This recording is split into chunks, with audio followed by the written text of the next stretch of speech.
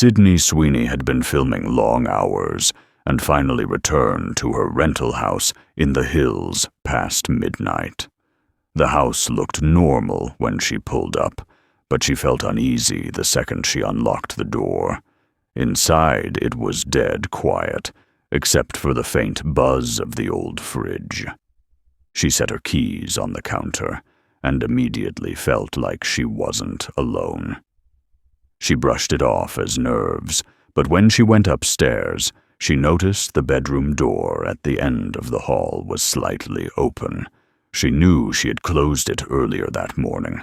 Her stomach sank. She reached out and pushed it shut, but before the latch clicked, she heard the soft sound of breathing inside, not her own, slow and heavy, like someone trying not to be noticed. She stumbled back into her room and locked the door. She pressed her ear against it, her pulse pounding so hard she thought the door itself might rattle.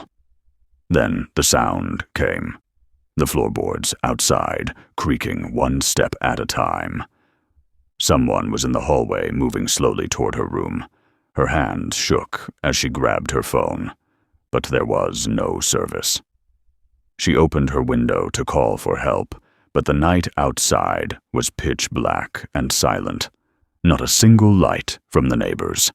Then came the knock. Not loud, just 3 slow taps on her bedroom door. Sydney's heart nearly stopped. A whisper followed her name, dragging through the wood in a hoarse, broken voice, like someone who already knew her. She stood there, frozen, not daring to move, until hours later when daylight filled the room. When she finally unlocked the door, the hall was empty, but the carpet outside was damp and marked with dirty footprints leading downstairs and out the front door that was still locked from the inside. Sydney had just finished a late-night script read through and was too tired to head back to set housing, so she stayed in her own apartment in Los Angeles. It was quiet when she walked in, almost too quiet considering she lived on a busy street. She locked the door behind her and tossed her bag on the couch. Everything looked normal except for one small thing. The window in her kitchen was cracked open just enough for someone's hand to fit through. She was sure she left it shut that morning. She tried to convince herself she was just forgetting, but her nerves started tightening in her chest. As she moved to close it, she noticed crumbs on the counter she hadn't left behind, and the faint smell of cigarette smoke.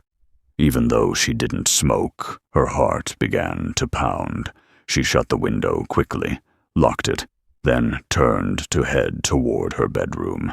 That's when she saw the reflection in the microwave door. A man standing half-hidden in the hallway watching her. Her legs nearly gave out, but adrenaline pushed her forward. She grabbed the nearest thing she could find, a glass bottle off the counter, and screamed. The man bolted down the hallway, disappearing toward the back door.